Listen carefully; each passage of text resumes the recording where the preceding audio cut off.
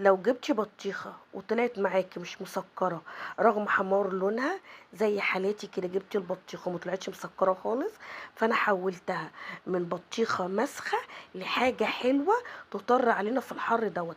جبت الهاند بلندر وضربتها وصفّيت البذر بتاعها، وده كان شكل العصير بتاعها. لو أنتِ مش هتضربيها بالهاند بلندر، الهاند بلندر مش بيطحن البذر، تخلّصي من البذر واضربيها في الخلاط. وجبت عندي اي حاجه تخش الفريزر، ان انا عايزه العصير دوت يتلج معايا. وده كان شكله كده وقوامه بعد ما ضربته. قوامه حلو جدا، انا ما ضفتلهوش اي نسبه ميه خالص، هي البطيخه بس اللي انا ضربتها بالهاند بلندر. وجبت عندي بوله حطيت فيها معلقه كبيره من الجيلاتين، ونزلت عليها بنص كوبايه ميه سخنه، اديتها تقليبه وسبتها كده لما تهدى شويه على جنب او لما تبرد.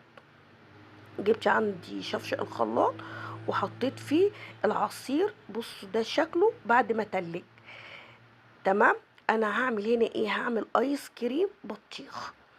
حولت البطيخه المسخه اللي ما كانش ليها طعم خالص رغم حمار لونها لايس كريم.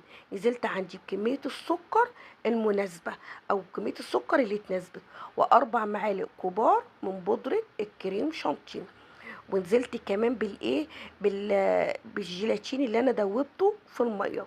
حابه تستغني عن الجيلاتين مفيش مشكله، بس الجيلاتين هنا بيديها قوام حلو. انا ضفت كل المكونات ديت وضربتهم في الخلاط كويس جدا.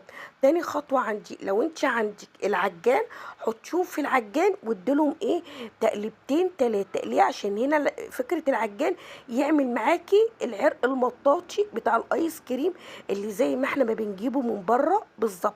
لو ما عندكيش العجان خليكي اضربيه في الخلاط لمده 5 دقايق متواصلين، ما تفصليش عنه خالص. وجبت عندي اي علبه صبيت فيها الخليط دوت، بس انا هنا ضفت له سنه من اللون الاحمر.